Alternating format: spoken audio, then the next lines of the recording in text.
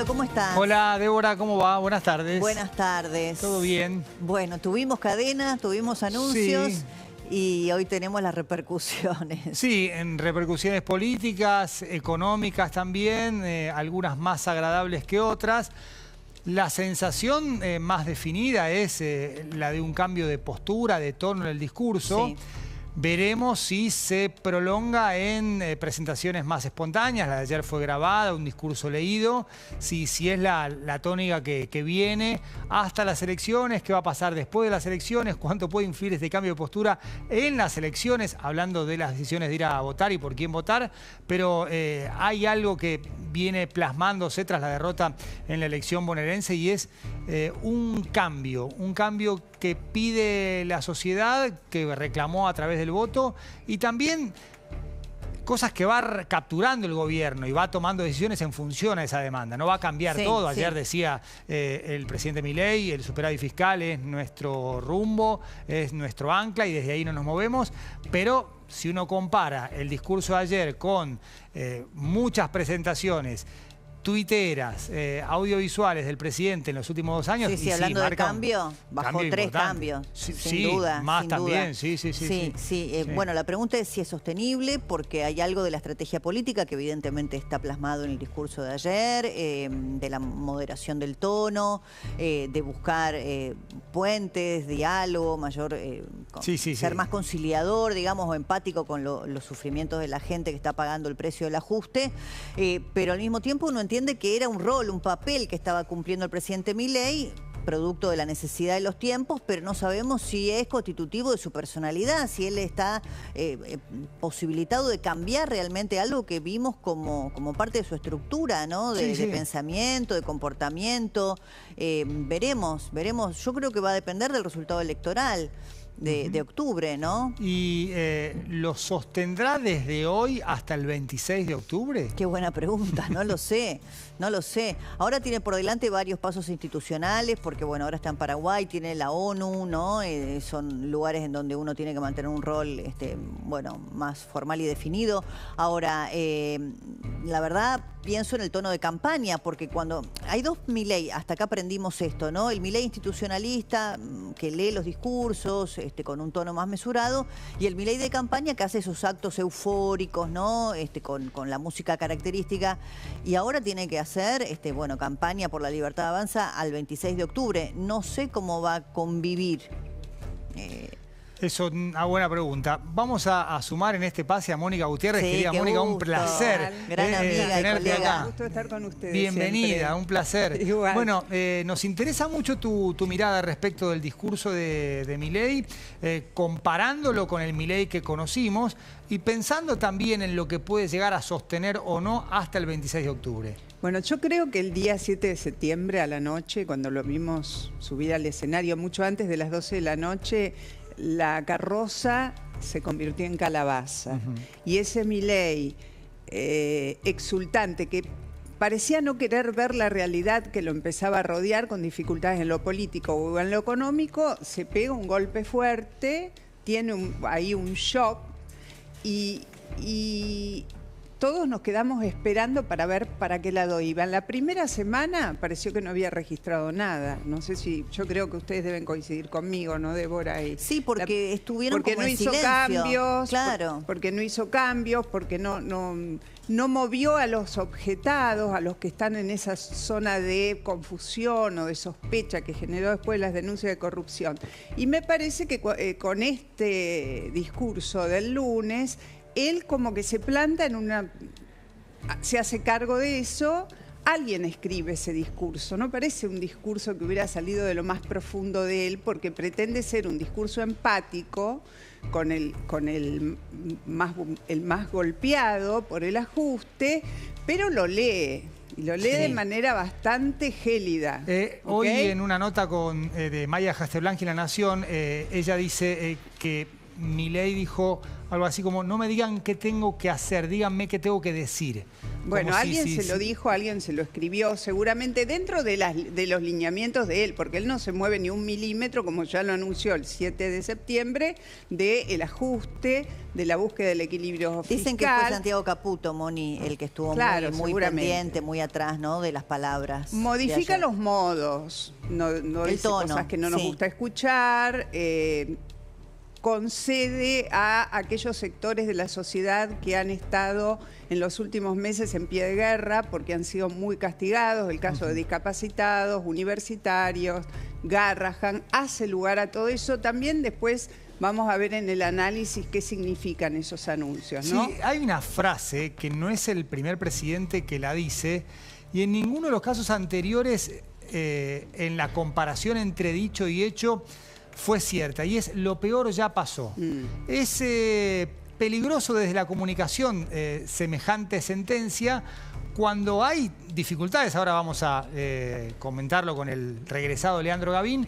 Los números económicos no son favorables, más allá de alguna repercusión inmediata positiva por el tono y sobre todo por esta confirmación de que el rumbo no cambia. Pero esto de lo peor ya pasó, además de compararte con otros presidentes cuya frase no surtió efecto. Son esas frases que vuelven después y te golpean de nuevo. Exacto. Porque si dentro de 1 o 2 meses la gente siente que cada vez está más apretada, más ajustada, con más dificultades, o que llega a fin de mes antes de lo que está llegando ahora, que toca fondo antes de llegar a fin de mes, mucho antes, ahí dicen: lo peor ya pasó, Milei. Sí. Entonces ahí son frases peligrosas desde el punto de vista de la comunicación. Les pregunto a las dos, y un placer tenerlas en el pase, a Débora y a Mónica. ¿No da la sensación de que después del 7 de septiembre entran todas las manos, hablando en términos de boxeador, que era ese boxeador que tomaba el centro del ring, que podía pegar como Tyson, amagar como Sugar Leonard, y de golpe se come el mamporro y ya no es lo mismo? Y muchos que le tenían como temor y infundía respeto a esa figura dicen: ah, es un ser humano. Hoy Pañi en La Nación decía, ayer en el programa y hoy en la nota en La Nación, es como que de golpe hay una percepción de que gobiernan personas y no extraterrestres. Claro, que el se le Milei animan emperador ahora. ya pasó. Y esto, por supuesto, ante tanto enojo y ante tanta confrontación retenida, ahora con la puerta abierta hay como una Bueno, como el una título suelta. de la nota de Pañi es que deja de ser un emperador, Sí, que no es más claro. un emperador, que alguien que se autopercibía. Por eso yo digo, la carroza se transforma en una calabaza. Pero esto significa que va a cambiar en su esencia su manera de conectarse con la realidad de ser presidente. Esa es una ¿Ustedes qué excelente piensan? pregunta. Mira, a mí también me queda de esto que dicen ustedes respecto de que Milei ahora abre una puerta, ¿no?, respecto de los que no se le animaban antes. El tema es que más allá de la vocación destituyente de algunos o institucionalista de otros, Milei cosechó mucho resentimiento en otras figuras públicas y políticas, precisamente por los modos, ¿no?, por los agravios, los improperios con los que se refirió a muchos de ellos. Entonces, ahí es donde yo me pregunto cómo va a poder recomponer desde lo humano, más allá de lo político. Y después, que cuando vos abrís esa puerta, como decía recién Juan Pablo, y mostrás ese flanco en donde te entró, ¿no?, esto de así no, vamos con la educación, con la salud, con los discapacitados, pero es insuficiente lo que entregás, te van a seguir pidiendo más. Y va a ser como una rueda que nunca termina, ¿no? Creo que Milei tiene un desafío tremendo en el medio de estar atravesado por una crisis que tiene que ver con lo económico en principio, pero que está solapada con una crisis política. Ese desafío es encontrar no solo aliados en el Parlamento para ir adelante con los cambios que él va a tener que poner si quiere sostener su plan de estabilización y su nuevo modelo económico para el país, sino también que esos aliados sean efectivamente un soporte para ese plan, porque sin eso no va a ganar la confianza de los inversores. Sí. Si lo que viene para adelante es tener que pelear ley a ley, y no conseguir un verdadero consenso en torno de los cambios que va a hacer, que las otras fuerzas políticas o los representantes de otros sectores políticos lo acompañen y lo sostengan, esos cambios pueden ser muy efímeros. Sí, vamos a sumar a Ese es el Leandro. problema. Absolutamente. Vamos a sumar a Leandro Gavini en el pase. Hola, Lean, bienvenido. Bueno, Juan, gracias. Te ha recibido bien la Argentina, amable. Sí, tranquilo. En un tranquilo. marco de tranquilidad. ¿Con qué pasa dólar? nada. Yo quiero saber, Desafiante. quiero saber algo. ¿Con qué dólar se fue Leandro Gavini y con qué dólar volvió? ¿Y con qué riesgo país se fue y con qué riesgo país volvió? Bueno, estaba en 1360 cuando yo me fui. El Ahora tipo de está- cambio, sí, el Claro. riesgo país estaba en 740. Bueno, que hacíamos 1230, tenés ahí una diferencia. Casi el porque- 80% arriba. exactamente. Y no se Bueno, fue una década, ¿eh? no, 10 días, así que imagínate. De vuelta. Tenemos un En problema 10 con el días pasa eso. micrófono y es el tuyo, porque recién llegás y está generando problemas. Así que vamos a cambiar el micrófono para empezar a analizar también desde lo numérico con los datos del día. Obviamente estamos describiendo un panorama que puede cambiar en política, así como en el fútbol. Todo puede cambiar de un día para el otro, de una semana para otra.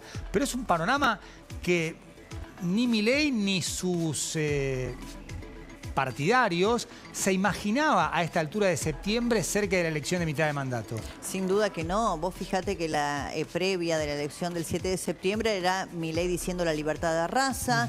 Yo puedo darme el lujo de seguir confrontando con incluso aliados o exaliados, porque total, el resultado electoral va a ser ordenador de la política, ¿no? Se van a disciplinar después de que obtengamos un buen resultado en las urnas. Y eso no ocurrió. No. Y en el medio, bueno, una situación económica delicada. Lo del riesgo país que recién yo mencionaba es realmente muy preocupante, porque la Argentina no tiene posibilidades en estos niveles de acceder al mercado de capitales, porque bueno, hoy consultábamos con varios economistas profesionales que hablaban de el peso ¿no? respecto de las tasas de interés, ¿no? El peso de esos de la elevada tasa de interés en la deuda pública, y de cómo eso, si el gobierno decide ir a la baja de la tasa de interés, va a impactar en el dólar, y cómo eso eventualmente, si sube el dólar, impacta en la inflación. Porque vos pensás que el presupuesto que presentó ayer Milei tiene una inflación proyectada del 10%, o sea, menos del 1 mensual. Y un dólar a 1.423, un dólar Sí. ya superior en el que tenemos ahora. Claro, no luce para nada los números del presupuesto ni realistas ni creíbles, ni para el mercado, ni tampoco comparando que vos tenés hoy el dólar, incluso lo tenés más arriba que el cierre Sí. de lo que está pronosticando Milei, o por lo menos en el presupuesto. De hecho, en el mercado de futuros, el dólar para el cierre este año está en 1.615. Con lo cual no tiene mucho sentido eso. La inflación lo mismo. Vos agarrás la inflación de este año, va a estar en torno al 28% según la expectativa de encuestas que hace el Banco Central con consultoras.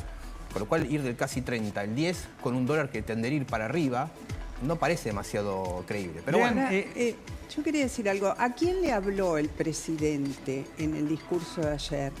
¿A qué parte de la sociedad le habló?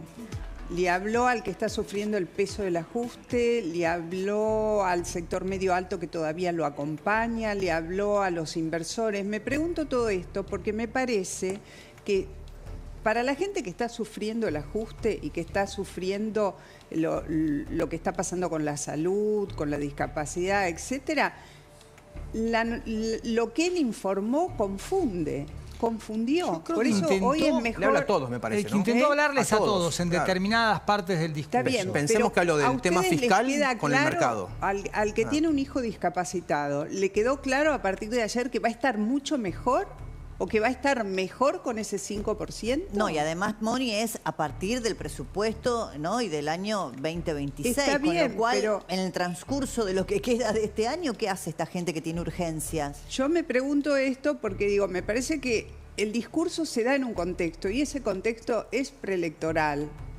Es preelectoral. No solo preelectoral, post derrota Derrota, claro. pesada en la próxima Post-derrota elección. y preelectoral. Ahí está el desafío. Cómo sostener esta línea de acción dura de ajuste y al mismo tiempo tratar de ganar las elecciones o hacer una buena elección en octubre. Sí, quizás si no hubiera desdoblado la provincia de Buenos Aires, no habríamos tenido este parámetro y las elecciones hubieran tenido otra dinámica. Bueno, todo fue la tormenta perfecta. Levantar las LEFI con una supuesta mala praxis. Lo que pasó de inestabilidad cambiaria después. La denuncia de los audios de Español, Españolo. que para mí eso fue demoledor, aunque querramos pensar de que solo importa el bolsillo. Si vos tenés el bolsillo recontraapretado y se te instala en la cabeza que te están robando, no, y además desde lo más alto del poder, eso es demoledor. Comparemos también eso con lo que había proclamado el presidente en materia de corrupción, que la casta, la batalla cultural moral. A hacer algo diferente. Vamos a la pizarra, querido Lean, con los números de hoy en la jornada posterior al discurso del presidente Milei. Bien, aquí tenemos al dólar poquito para arriba, 0,1 marginalmente. Se estabilizó, esa es la buena noticia que puede dar el gobierno en el día de hoy. ¿Cómo estamos respecto del techo de la banda? Estamos ahí nomás. Este no es el dólar que tomamos para el techo de la banda, sino es el mayorista. Claro. Este es el minorista, el que uno puede comprar en el home banking. Este está a 1.472. Está ahí nomás, la verdad que está muy cerquita del techo de la banda, que ahí empieza una gran discusión. ¿El gobierno va a salir a intervenirlo? ¿Tiene poder de fuego para hacerlo? En teoría sí, porque tiene los dólares del fondo. Recordemos la semana pasada, Federico Furiase, director del Banco Central, dijo: tenemos 22.000 millones de dólares para defender el dólar en el techo de la banda. El tema es que se usan los dólares del fondo para ponerle un piso, el tipo de cambio. El inversor, el que tiene bonos de Argentina, dice: estás usando mis dólares para darle... Es diario del lunes, pero... ¿termina siendo un error la decisión de no comprar reservas en el momento en el que el dólar estaba más cerca del piso que del techo? El gobierno te va a decir que no, el resto de los economistas y consultores te van a decir claramente que sí, porque el gobierno hoy tiene menos de 40.000 millones de dólares en el Banco Central, y si tuvieras mucho más dólares tenés para defenderlo y para demostrar que en todo caso no vas a tocar los dólares del Fondo Monetario, sino los propios, los que genera la economía argentina. Hoy tenés dólares alquilados o prestados por el fondo, que siempre hay una gran discusión con el organismo si los podés usar o no. Riesgo país 1241, sigue creciendo un 8% con relación al número de ayer. Esta es la composición de las reservas. Esto es la información oficial de cómo cierra las reservas internacionales, 39.875, abajo 40.000 de vuelta, ¿no? Es un nivel de reservas muy chiquito que tiene Argentina. No intervino el Banco Central, no lo viene haciendo tampoco. Cuando hay alguna intervención lo hace vía el Tesoro con pesos del superávit. Y después tenés las tasas de interés. Esto es la tasa Latamar, que es la famosa tasa para plazos fijos mayoristas. Si tenés más de 1.000 millones de pesos, 1.000 millones exactamente de pesos argentinos, tenés esta tasa mensual, 45%, es una tasa altísima. Riego país 1.231, estamos en el número 2 en el ranking de riego país en toda América Latina. Recordemos que el gobierno había pronosticado que después de la elección en la provincia de Buenos Aires el riego país iba a caer en torno a 400, 500 puntos, y a partir de ahí se abría el mercado financiero para Argentina, cosa que obviamente no pasó.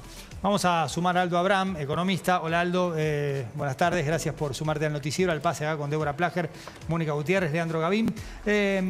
Habitualmente hay un juego entre la política y la economía. La política condiciona la economía y la economía condiciona la política, ese famoso círculo de causa y efecto. Hoy, teniendo en cuenta lo que está pasando en los asuntos políticos, ¿cuánto de esos asuntos políticos influyen en la economía más allá de su propia dinámica? A ver, lo que hay que entender es que la política siempre determina la economía, ¿no? Porque son los gobiernos los que hacen y generan políticas en definitiva, o los políticos los que generan después reacciones y realidades en la economía, ¿no? Claramente, si vos das una mala señal a los que ahorran e invierten en la Argentina, siendo ellos argentinos o extranjeros, en términos de si se va a sostener a futuro esto de mantener el equilibrio fiscal, si generas dudas, la reacción que vas a tener en el mercado es que la gente va a sacar sus ahorros del país, va a dejar de tener pesos en el bolsillo, vas a ver subir el dólar, y uno diría, bueno, pero esto está condicionando lo que quiere hacer la política. No.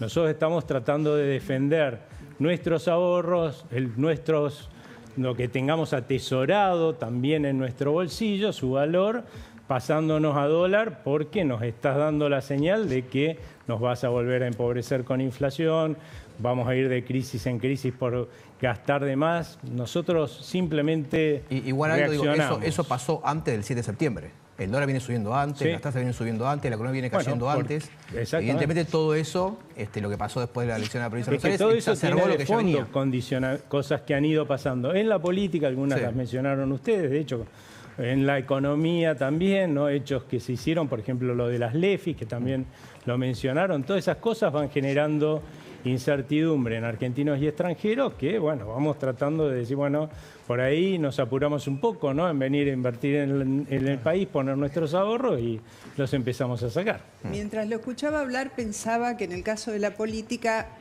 una parte de la política lleva a crisis a otro sector de la política. Cuando se sale al armado de la provincia, en la provincia de Buenos Aires, y se produce toda esa tensión con los intendentes, se tracciona al PRO, se le da lugares al PRO que en principio no eran las expectativas que el PRO tenía en la provincia.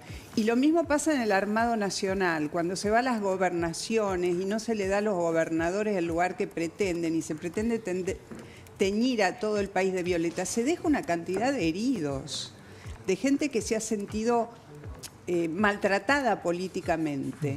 Entonces me parece que eso incide después en las votaciones y en las sesiones parlamentarias en las que aparecen leyes y el gobierno no logra parar los vetos, no logra consolidar los vetos. Entonces me parece que se van solapando crisis políticas que inciden en el resultado electoral, que a su vez incide después en la economía. Aldo, ¿la salida de las LEFI es el principio de todo lo que vino después? No, cuando uno mira un gráfico de lo que más sigue la gente, ¿no? Que es la evolución del tipo de cambio, el principio de todo este salto se da, y no es casualidad, con lo de lo del fallo de Presca sobre YPF. No es un dato menor que de golpe nos enteremos que vamos a tener que pagar 16.000 millones de dólares de alguna forma en el futuro. Y a partir, de ahí se empiezan a encadenar cosas que van empeorando, ¿no? La percepción de la gente de lo que está pasando en la economía, como una de las cosas fueron las LEFIs. Por supuesto, también tuvieron que ver todos los proyectos de ley que de pronto empezaron a aprobarse, y ni que hablar cuando se vetaron y después algunos de esos vetos se dieron vuelta, como la ley de emergencia y discapacidad. Te quiero preguntar algo, ¿no? Aldo. ¿Cuál es el poder de fuego que tiene de intervención el gobierno para contener el mercado de cambios? Del Tesoro dicen que son aproximadamente 1.000 millones y después lo que queda son los dólares del fondo. Y si el esquema de bandas es sostenible o si en algún momento el gobierno deberá liberar el tipo de cambio o si va a privilegiar la idea de bajar la tasa de interés. A ver, lo primero es que jamás se debió, eso es una de las cosas que no se debió haber hecho, haber utilizado los dólares que son del Tesoro para intervenir dentro de la banda cambiaria. Primero porque se dijo que no se iba a intervenir y los dólares del Tesoro están para garantizar la solvencia del Estado, en todo caso en la capacidad que tenga de pagar o tiene de pagar sus compromisos en dólares. Eso fue un error. De hecho, al día siguiente que hicieron estos movimientos en el mercado cambiario, el riesgo país subió. No es casualidad, ¿no? Porque la gente, como comentaban hace un rato, empezó a decir, bueno, pero estos dólares se supone que eran para pagarme a mí y resulta que se están usando para otra cosa. Más cuando el Banco Central hoy es un Banco Central solvente, que puede defender el valor del dólar o del peso, quiero decir que es su obligación, defender el valor del peso, y tiene los instrumentos para hacerlo en términos de que tiene propios, absolutamente propios, tiene 6.000 millones de dólares. ¿Para qué necesitaba usar lo que correspondía al gobierno? Si queremos sumar otros dólares o otros recursos que tienen disponible el Banco Central, que ya no son propios, ¿sí? Como por ejemplo los dólares del Tesoro, como por ejemplo el swap de China, podemos llegar a 14.000 millones de dólares que tiene para defender el valor superior de la banda, así que tiene una capacidad de fuego que hoy implica que la mitad de todos los pesos que tenemos los argentinos deberían irse contra el dólar. Eso es imposible. Pero evidentemente para ganarle a la banda. Algo pasó, muchas cosas seguramente, del comprar campeón dale de Caputo en julio a hoy haciendo la cuenta de cuántos dólares te quedan en la reserva para intervenir en caso de que tengas una situación. Y evidentemente no es solamente el famoso riesgo político, el riesgo del kirchnerismo.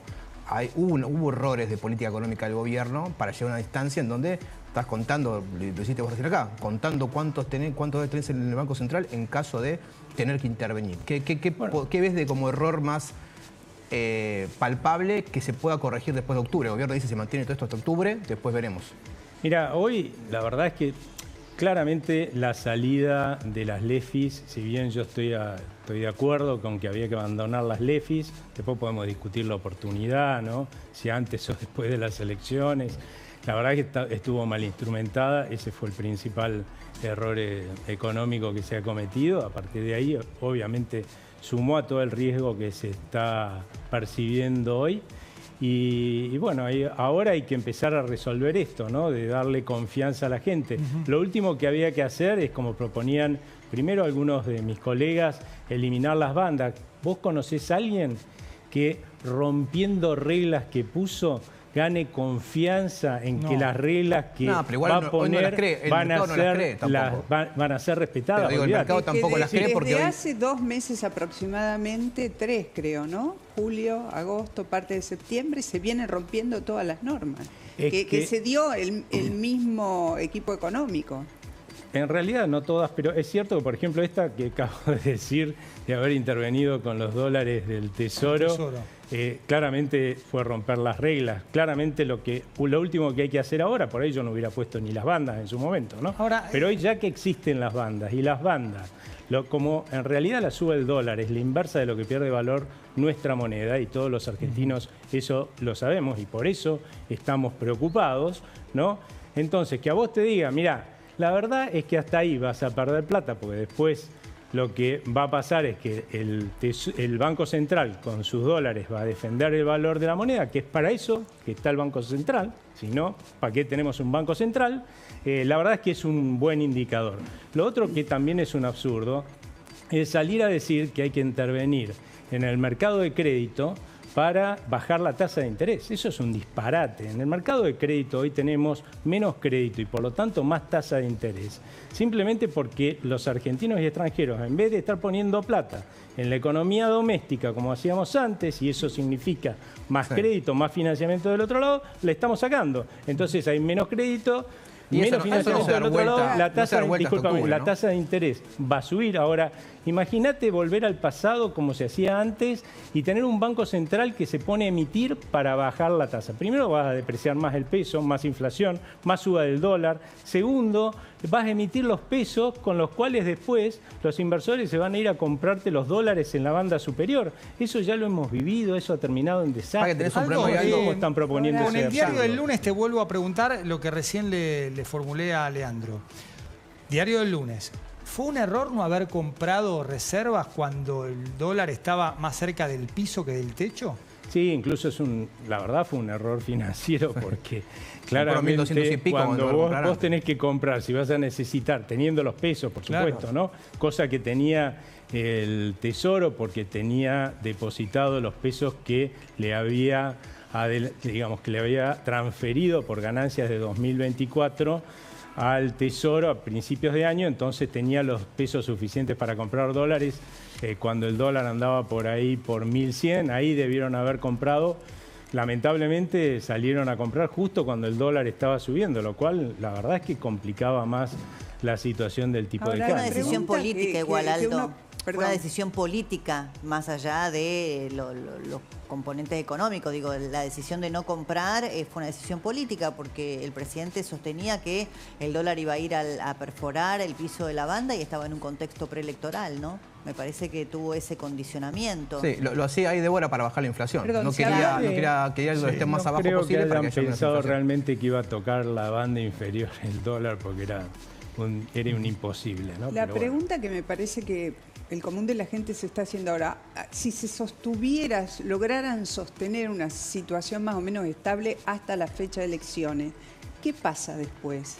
Pues la sensación es que es como una olla a presión. ¿Qué pasa el día después? No, y el día después yo creo que lo que va a pasar es lo que leamos que fue el resultado electoral. Hoy, ¿por qué tenemos todo este lío? No es una casualidad, ¿no? No es una casualidad porque hemos tenido un montón de proyectos de ley que se han presentado en el Congreso. Está bien que por razones por ahí políticas como las que describieron hace un rato, se generó una situación política dentro del Congreso muy adversa al gobierno y por lo tanto se aprobaron gastos sin financiamiento, poniendo en riesgo la solvencia fiscal. Después el gobierno los veta, después resulta que empiezan a voltearle esos vetos cuando antes los podía sostener. Claramente tenés un problema ahí de que todos estamos diciendo, a ver, ¿qué es lo que queremos los argentinos más después de las elecciones de la provincia de Buenos Aires? ¿Qué queremos los argentinos? Mantener solvencia fiscal como los países normales, tener un banco central solvente que defienda el valor del peso como los países normales, o queremos volver al pasado en el cual se gastaba más de lo que se tenía, entonces nos llevaban a cesación de pagos, en cesación de pagos, de crisis en crisis, y cuando ya nadie le quería prestar, argentinos y extranjeros, nos cansamos de que nos estafen. El Estado buscaba financiamiento en el Banco Central hasta que lo terminaba quebrando y entrábamos en crisis cambiarias o monetarias, o queremos ser un país normal. Bueno, cuando vayamos a votar en octubre, ahí vamos a decidir con nuestro voto qué es lo que queremos, y a partir de ahí, si el veredicto de la gente, que bueno, la gente puede votar como Me guste, parece ¿no que es la cierto? gente acompañó y mucho el ajuste y toda la propuesta de contención de gasto y de reducción del Estado que planteó Milei. Pero me parece que hay algún momento en el que esa paciencia empieza a resquebrajarse y a romperse, y que está en relación con la distribución que termina siendo el gobierno, y muy especialmente el presidente, porque está en su discurso, de los escasos recursos que hay. Y mucho ¿Por qué más. el recorte al Garrahan? ¿Por qué el recorte de discapacidad si esos recursos podían extraerse de otros lugares de la economía? ¿Por qué si la semana pasada convoca a los gobernadores, a los que inexorablemente va a necesitar para estabilizar políticamente el país, al día siguiente veta la ley de los ATN, que no es una plata que tiene que inventar el Estado, que es una plata que ya está, es una cuestión de distribución de los recursos también? Bueno, a ver, primero que nada, no cabe la menor duda que la gente ha venido apoyando a este gobierno en todo este esfuerzo. Bien lo dijo el presidente el otro día, en realidad él lideró un esfuerzo y un sacrificio, pero lo hicimos nosotros, a ese esfuerzo y ese sacrificio. La realidad, por otro lado, es que nuestra dirigencia política, por lo menos la que nos está representando adentro del Congreso, parece no haberse dado cuenta de que la gente está apoyando esto del equilibrio fiscal. En un país normal, un legislador que apruebe una ley, ¿no?, para aumentar el gasto, automáticamente dice de dónde se sacan los recursos, no le pasa el problema al Poder Ejecutivo. Esa es la historia de la República Argentina. Y después, ¿qué hacía en el pasado el Poder Ejecutivo? Claro, tampoco quería decir, le saquemos el gasto a este señor o le aumentemos los impuestos a este otro señor y pagar el costo político. Entonces, lo que hacía era tomar prestado, nos llevaba a la quiebra, fundir el Banco Central. Eso no funciona. Hay que empezar a ser un poco responsable. Y gracias a Dios ahora tenemos una discusión de presupuesto hacia adelante. Sí. Bueno, ahí es donde hay que cerrar los consensos. No como pasó el año pasado, que claramente fue una irresponsabilidad tremenda lo que hizo el Congreso. Lo que primero que empezaron es aumentar el gasto. Decir, pero pará, no, es con equilibrio fiscal este juego. Esto es de equilibrio fiscal este juego. Sí. Después, cuando el gobierno dijo, no, esto no pasa, si no es con equilibrio fiscal, empezaron a inventar que vamos a tener más ingresos de los que se estaban estimados. Es como hacerse trampa en el solitario. Imagínate que vos llegás a tu casa y decís, mirá, la verdad tenemos que cambiar el auto, ¿no?